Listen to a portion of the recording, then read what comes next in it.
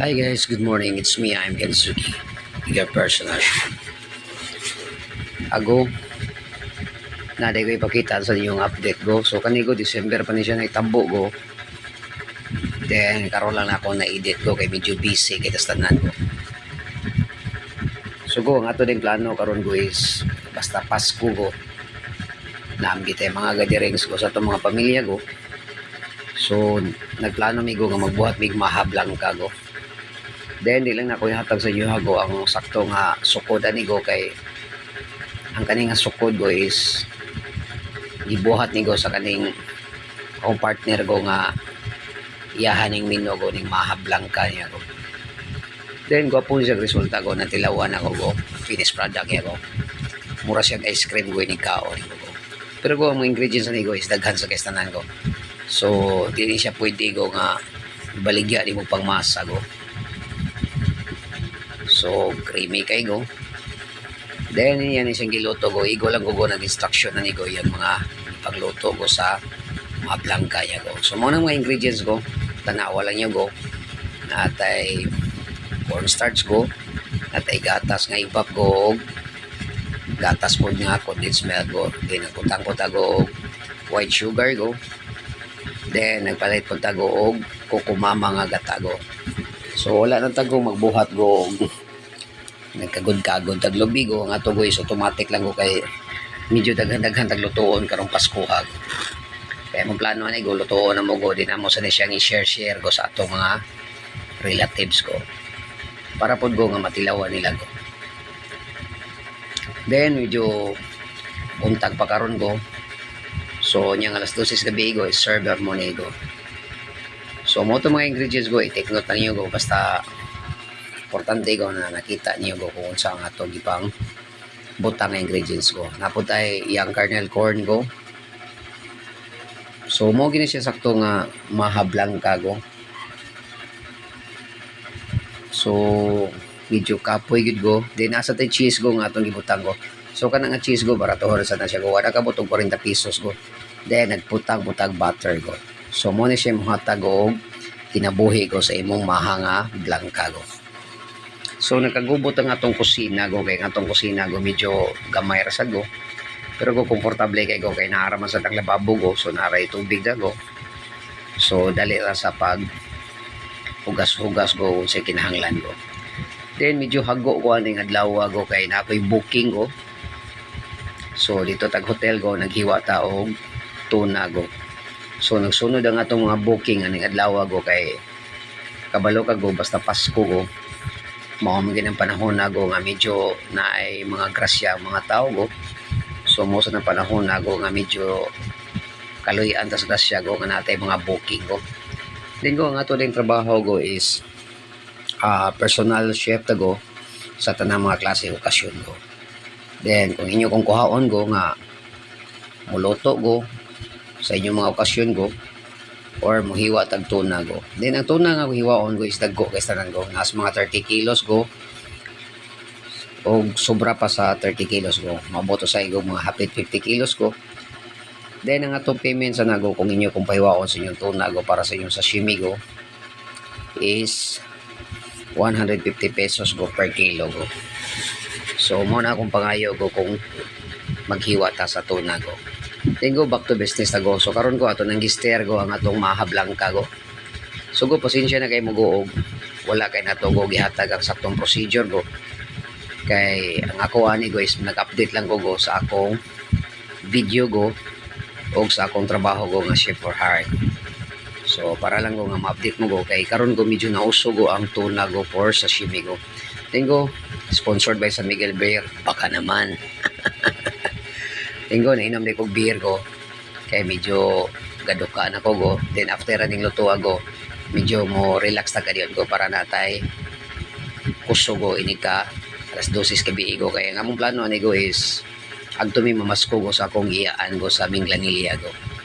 So tapok-tapok mi dito go mga parinti go kay nag-order sila og lechon baboy go og napot sila yung mga kinilo go nga mga sudan go. Then ang ato ding mga blanca go is mag-toppings ta go og peanuts go. Then mag-toppings po ta go og katong cheese go nga akong gipakita sa inyo ako. Then go once kayo magbuhat kayo magmahablang ka go, isang inyong kayo go is hinay lang yun go.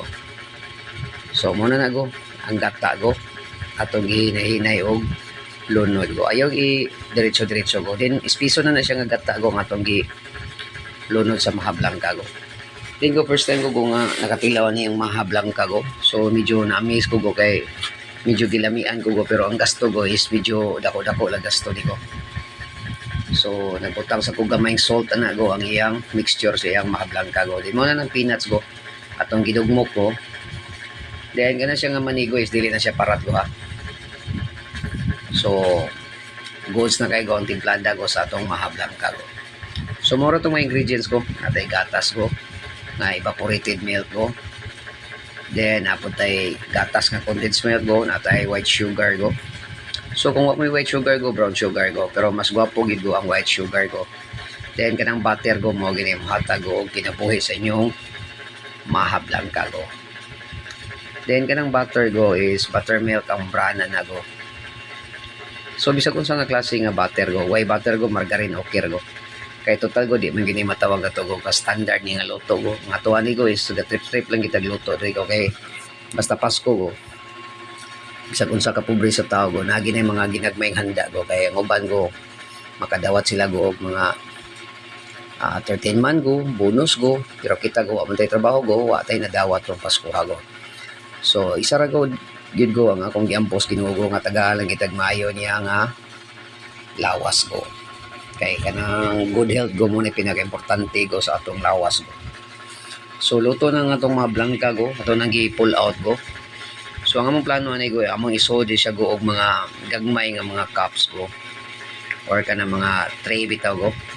So muna na yo go ang iyang consistency go. So dili kay siya gahi go, so nakabantay ka go creamy kay go. So mura siya ice cream go kung kanon nimo go. Din kani nga mahago, dili ni siya bugahi og maayo ba. Kay tungod go sa iyang butter go og iyang mga ingredients go nga super kayo ka daghan go. So kung imong kustingan go, ibaligya nimo go di ka kabaligya ning barato go, medyo mahal gyud. So mo na ng style ko, pwede niyo i-negosyo go, depende niyo go kung pila inyong baligya go, pero kani go ato ra ni siyang i-share go sa ato mga relatives go, sa ato igsuon, sa ato mga iyaan go, sa atong mama go. So ato ra ni siyang ipanghatag go. Then go nagtopping sa tag cheese go, hindi nang butangan niyo ni sticker go. Gwapo na ni go, pwede na niyo na ibaligya go. Inyo i-post Facebook go. So na may makwartahan go.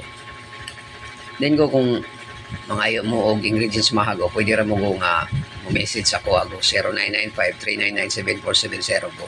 Muna akong personal number go. Then ang akong Facebook name go is Kinsukia Bihero go. So go balik-balik ko na to go kung ganahan mo na may okasyon siyang balay go. Magpaluto mo go or magpastice mo tuna go. Kontaka lang go ang 0995-399-7470 go. So ako mismo go ang mutubag na go. Then go alam mo go ore go. Kay once nga ako'y muluto sa inyo hago, pwede rata mo go pahagyoon. Hangyo-hangyo rin nga to ago. Natay talinfi go nga 150 pesos per kilo go. Pero go ay ka problema go kay magpahagyo rata go. So go back to business sa dago. Muna na go ang atong mga food presentation go sa atong mahablang ka go nga super ka creamy go. So nagbutang tag sticker sa babaw go. So presentable na kaya nga atong mahago. Then imo na siya i-chill go sa fridge go. So lamin siya kanon go kung bugnaw go. Ay lang yung i-proceed go kay di na mo ka-feel og lami go. Inyo lang i-chill go nga mabugnaw lang siya go. So after inyo nga magkaon mo go, breakfast, lunch, dinner go. So na mo dessert go nga mahablang ka go. Then go, I hope go nga nakita mo sa akong video go, na mo idea go kung sa inyong buhaton go sa inyong mga okasyon go. So go, this is Chef Kensuki, San Miguel Beer. Thank you and enjoy. Go, salamat go, Merry Christmas sa inyong tanan go. Bye.